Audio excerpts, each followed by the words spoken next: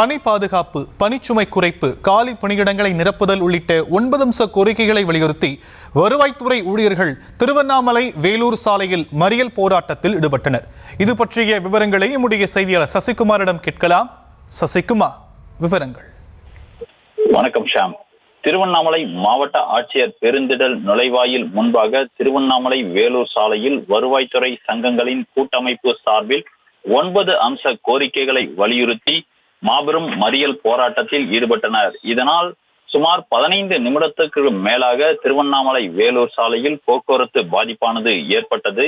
திருவண்ணாமலை மாவட்ட ஆட்சியர் பெருந்திடல் நுழைவாயில் முன்பாக பல்வேறு கோரிக்கைகளோடு பல்வேறு கூட்டமைப்பினர் மற்றும் சங்கங்களினர் தற்போது ஆர்ப்பாட்டத்தில் ஈடுபட்டு வருவதால் திருவண்ணாமலை மாவட்ட ஆட்சியர் பெருந்திடல் நுழைவாயில் முன்பாக தற்போது விழாக்கோலம் பூண்டிருப்பதை போல் கூட்டம் அரசு ஊழியர்கள் மற்றும் சமூக ஆர்வலர்கள் என அனைவரும் போராட்டத்தில் ஈடுபட்டுள்ளதால் பரபரப்பான சூழ்நிலை ஏற்பட்டுள்ளது.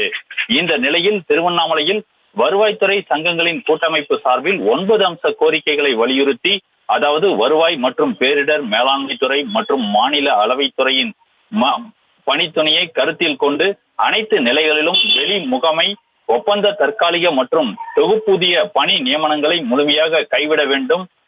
பொது மக்களுக்கு பணியை சிறப்பாக மேற்கொள்ளும் வருவாய் மற்றும் பேரிடர் மேலாண்மை துறையில் அனைத்து காலி பணியிடங்களையும் காலமுறை ஊதியத்தில் நிரப்பிட வேண்டும் உள்ளிட்ட 9 அம்ச கோரிக்கைகளை வலியுறுத்தி சாலை மறியல் போராட்டத்தில் ஈடுபட்டதால் பரபரப்பான சூழ்நிலை ஏற்பட்டது. சாலை மறியலில் ஈடுபட்டவர்களை போலீசார் கைது செய்து தற்போது தனியார் திருமண மண்டபத்தில் தங்க வைத்துள்ளனர் என்பது குறிப்பிடத்தக்கது. தற்போதைய விவரங்களுக்கு நன்றி சசிகுமார்.